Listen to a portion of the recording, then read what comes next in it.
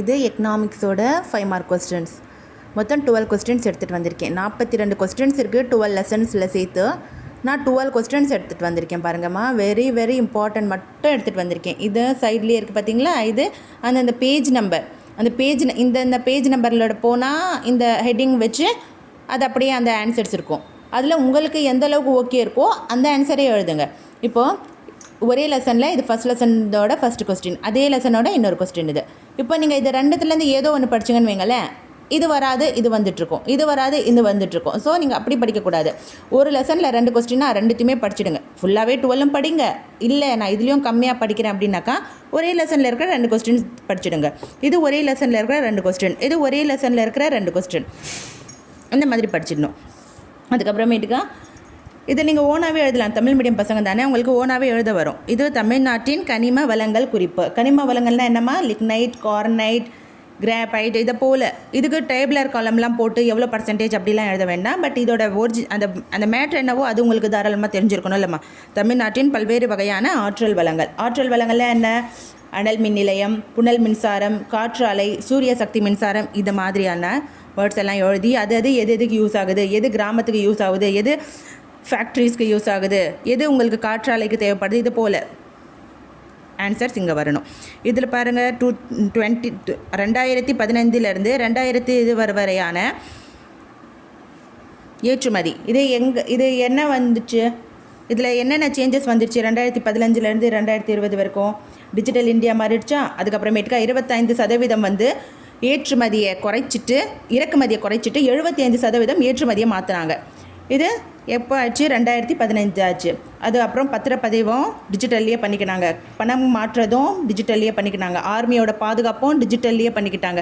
இது புக்லேயே ஒரு 5 பாயிண்ட் தான் இருக்குது. ஆனால் நீங்கள் ஓனாக எழுதுனா ஒரு 50 பாயிண்ட்டுக்கு மேலே எழுதலாம். அந்த அளவுக்கு எவ்வளோ நெட்டு யூஸ் ஆகுது, எதுக்கெல்லாம் யூஸ் ஆகுதுன்னு சொல்லி உங்களுக்கே ஒரு ஐடியா இருக்குல்லம்மா. ஸோ அதை இதை வச்சு எழுதிடலாம். இது பார்த்திங்களா, இதுவும் இப்படி தான் எழுதணும். இந்திய 5 ஆண்டு திட்டம், மொத்தம் 12 திட்டம் இருக்குது. எப்போ ஆரம்பித்தாங்கன்னா 1951 51 ஆரம்பித்தாங்க. இப்போ முதல் 5 ஆண்டு திட்டம் அப்படின்னு எழுதிட்டு 51ஆமா 52 53 54 55 56 5 வருஷத்தில் முடிச்சாச்சு.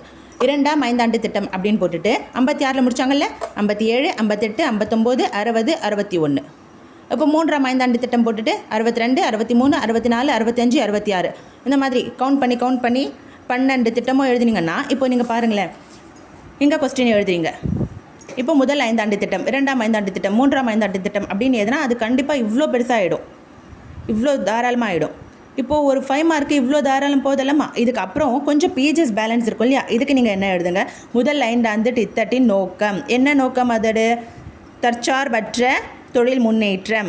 2ஆம் 5 ஆண்டு திட்டத்தோட நோக்கம் என்ன, சொந்த தொழில் நிலையம், இந்த மாதிரி சொந்த ஏற்றுமதி, அந்த மாதிரி ஒவ்வொரு பாயிண்ட்டாக ஒவ்வொரு பாயிண்ட்டுக்கு ஒவ்வொரு பாயிண்ட் நீங்கள் ஆன்சராக எழுதினாலே அது தாராளமாக ஒரு ஃபுல் பேஜுக்கே கம்ப்ளீட் ஆகிடும்.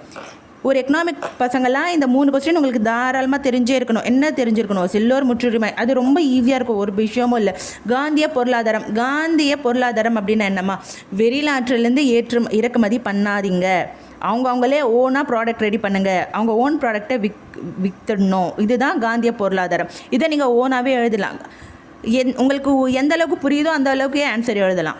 நீங்கள் ஓனாக எழுதணும்னு ஏதோ ஒரு ஆன்சர் எழுதுனா கரெக்ஷன் பண்ணுறவங்க ரொம்ப எக்ஸ்பீரியன்ஸ் ஆனாலும் பார்க்கும்போதே கண்டுபிடிச்சிடுவாங்க, இது வந்து ஆன்சர் எழுதியிருக்காங்களா, ஆன்சர் போல் ஏதோ ஒன்று எழுதியிருக்காங்களான்னு. ஸோ உங்களுக்கு மார்க் கிடைக்காம போயிடும். ஸோ ஓனாக உங்களுக்கு ஒரிஜினலாக எது தெரியுதோ எது புரியுதோ அதுவே எழுதிடுங்க. இது கீன்ஸின் வட்டி கோட்பாடு, இந்த 3 தாராளமாக தெரிஞ்சே இருக்கணும் எக்கனாமிக்ஸ் பசங்களுக்கு. ஸோ இது ஒரு அவ்வளோ இம்பார்ட்டண்ட்டான கொஸ்டின்ஸ்ன்றதுனால கண்டிப்பாக இது வர்றதுக்கு சான்சஸ் உண்டு. இவ்வளோ தான் கொஸ்டின்ஸ், இதுதான் அதோட பேஜ் நம்பர். மொத்தமே 42 இருக்குது. அதுலேருந்து நான் 12 தான் எடுத்துகிட்டு வந்தேன். இந்த 12 படிச்சிடுங்க, இதுலேருந்து நல்ல மார்க் எடுத்துடலாம்.